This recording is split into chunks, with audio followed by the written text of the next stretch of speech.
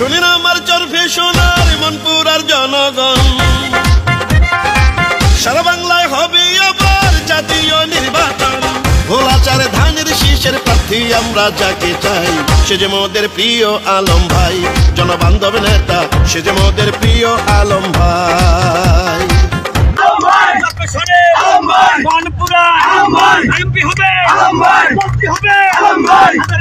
নেত্রী খালেদা জিয়ার অতি স্নেহ ভাজন, প্রিয় নেতা তারেক জিয়ার অতি আস্থা ভাজন।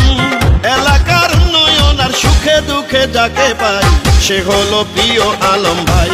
পরীক্ষিত নেতা ধানের শীষের প্রার্থী আমরা তাকে চাই। ভোলাচার আসনে এবার যার বিকল্প নাই, সে যে মোদের জননেতা নাজিমুদ্দিন আলম ভাই।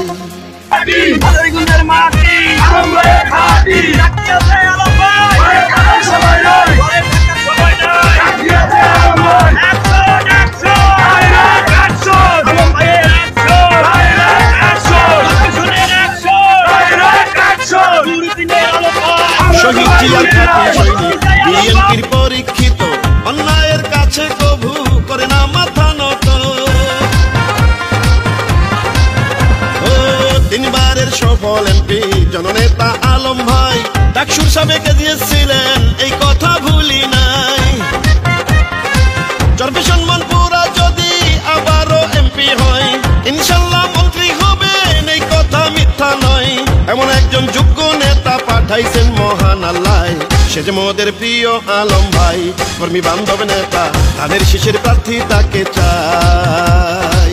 দিবারাতি সারাক্ষণ যাকে পাওয়া যায়, নেতা কর্মী জনগণ যার ভালোবাসায়। নিরাপদে থাকে ভোলাচার আসনে এলাকায়, সে যে মোদের প্রিয় আলম ভাই।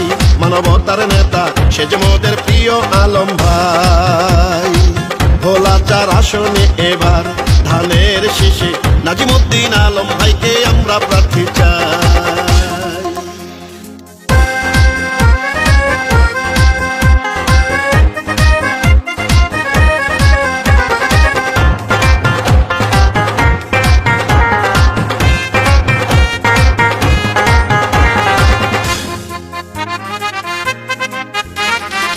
জননেতা আলম ভাই মানবতার ফেরিওয়ালা, যার ব্যবহারে খুশি গরিব অসহায় জনতা। বেগম জিয়ার পাশে আছেন দীর্ঘদিন আলম ভাই। চরফে মনপুরাতে তার বিকল্প কেউ নাই। আলম ভাই এমপি হলে আর উন্নয়নে হবে। সাবেক ছাত্র নেতা তিনি, জাতীয় বীর তিনি। এমন একজন যোগ্য নেতা যুগে যুগে পাওয়া যায়, সে যে মোদের প্রিয় আলম ভাই। রাজপথের নেতা ধানের শীষের প্রার্থী আমরা তাকে চাই।